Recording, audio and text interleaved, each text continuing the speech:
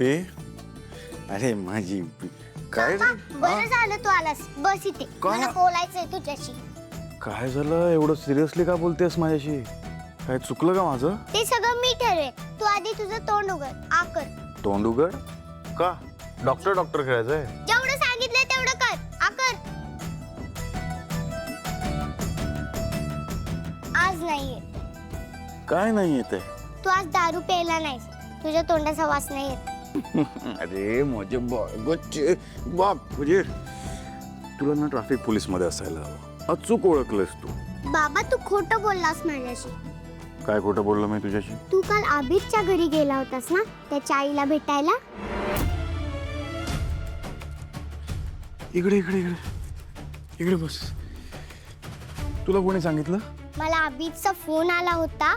त्याने मला सगळं सांगितलं की तुझ्या बाबाचं आणि माझ्या आईचं भांडण झालं. अबे ओवी, हे बघ बा, काही भांडण वगैरे नाही झालं. वाद नाही झाले आमच्यात. ते अभिला गैरसमज झाला. मी या कारणासाठी गेलो होतो की तुमचं गाणं झालं ना कार्यक्रम. हां, तर ते गाणं छान झालं हे सांगायला गेलो होतो. बाकी काही नाही, भांडण नाही झालं आमच्यात. पण त्याच्यासाठी घरी कशाला जायचंस? फोनवर पण बोलला असतास. हे बघ ओवी, काय ना, काही गोष्टी फोनवर नाही सांगता येत. जशा की म्हणजे आता मी तुला क्लासला पाठवत नाही ना तिकडे. मग म्हटलं त्यांना की वाईट नका वाटून घेऊ. म्हणजे तुम्ही गाणं वाईट शिकवता म्हणून मी ओवीला गाण्याच्या क्लासला पाठवत नाही असं नाही आहे. वाईट आमच्या घरातली माणसं आहेत म्हणून मी पाठवत नाही. जरा आम्हाला पण समजून घे. बाबा त्या टीचर खूप चांगल्या आहेत. मला त्याच क्लासला जायचंय, दुसऱ्या कोणत्याही नाही. प्लीज माझा गाण्याचा क्लास बंद करू नकोस ना. ओवी, तुझा क्लास बंद नाही केला ना तर माझ्या बऱ्याच गोष्टी बंद होतील. माझं एक जरा समजून घे बाळा. मला काय आहे ना, तुला गाणं शिकायचं होतं, मी तुला घेऊन गेलो ना. पण नंतर काय झालं, आईला कळलं, आईने वाद घातले, भांडणं झाली ना घरात. तुला शिक्षा दिली आणि मग तुला शिक्षा दिली की मला आवडत नाही, मी भांडत बसतो लोकांशी. म्हणून म्हणतोय आता प्लीज तिकडे जाऊ नकोस. आईला जर कळलं अजून वाद होतील घरात. समजून घे ना मला. हां, समजून घ्यायचं. काय असं तोंड बंद ठेव. हे बघा जगन्नाथराव, कोर्टात आपली केस भक्कम करायची असेल ना तर गुरुकुलच्या जागेचे जुने आणि नवे सगळे पेपर्स आपल्याला एकत्र गोळा करावे लागतील.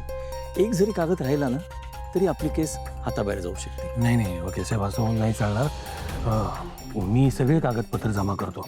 माझी एक विनंती आहे, काही झालं ना तरी ती जागा त्यांच्या ताब्यात नको जायला. त्या जागेत लहान लहान मुलं कलेची साधनं करतात.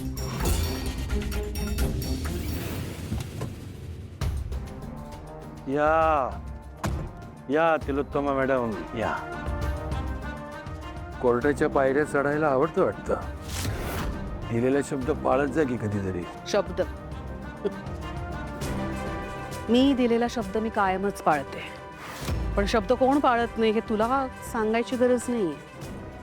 तू आणि तुझी लेक. वा वा, चोराच्या उलट्या बोंबा का. काय उत्तम. तुमच्या जागेकडे, तुमच्या आयुष्याकडे मी परत कधी फिरकणारही नाही असं म्हटली होतीस ना. मग हे काय चाललंय सगळं? काय चाललंय असं मी बोलले होते आणि तशी वागले सुद्धा. त्यानंतर आले मी गुरुकुलात. नाही नाही, तू आली नाहीस प्रत्यक्षात, पण मागच्या ताऱ्याने नोटीस मात्र पाठवलीस. हा शब्द पाळला. तू काय बोलतोयस? मी पाठवली नोटीस. तू बरा आहेस ना जगन्नाथ? काल तुझ्या नावाने कोर्टाची नोटीस आली होती मला. आणि मला माहिती आहे हे कारस्थान कोणी केलंय ते. तुझ्या लेकीनं, सावली. दिसायला दिसते मारी साळसूत. आय एम नॉट डॅम दिस. मला माहिती आहे ती नाही माझा पिच्छा सोडणार. चांगलंच ठाऊक आहे मला. बर, वकील साहेब जरा कागद द्या. तुझी सही असलेली ही नोटीस. वकील साहेब बघून सांगा जरा यांना, मॅडम ना.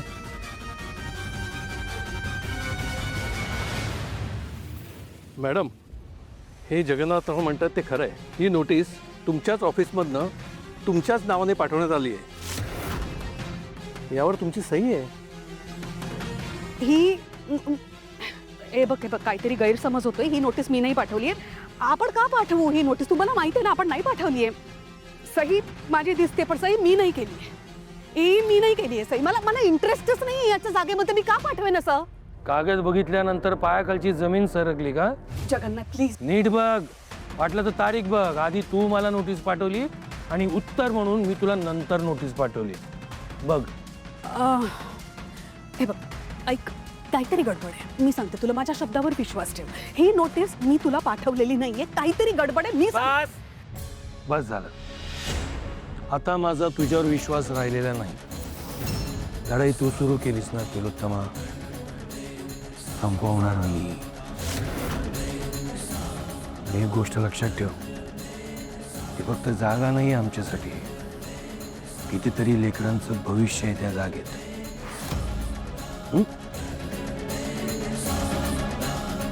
भेटू कोर्टात.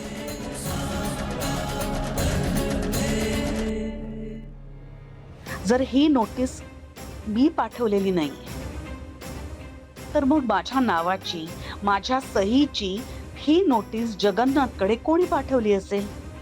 कोणी एवढी हिंमत केली असेल? अच्छा अच्छा अच्छा अच्छा अच्छा अच्छा, एक मिनिट, आता लक्षात येत आहे माझ्या.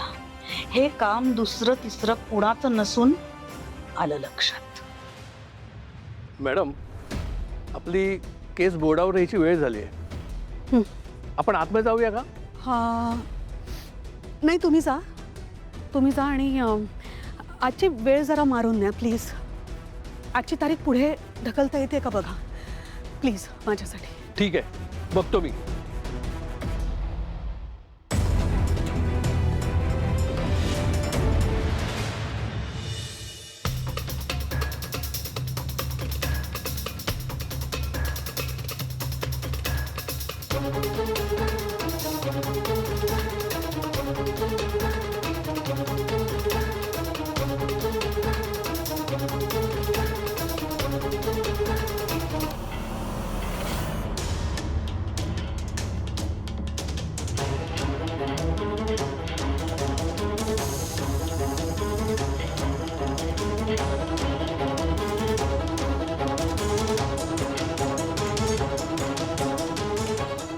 अरे माझी ओवीची ओवी, काय करते माझी प्रिन्सेस?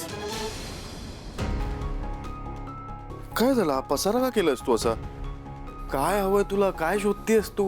तू जे माझ्यापासून लपवतोस ना ते शोधते मी बाबा. अगं, काय हवंय मला सांग ना, मी तुला शोधून देतो. मी विचारलं तर काही सांगत नाही, म्हणून मी आता स्वतः उत्तरं शोधायला घेतली.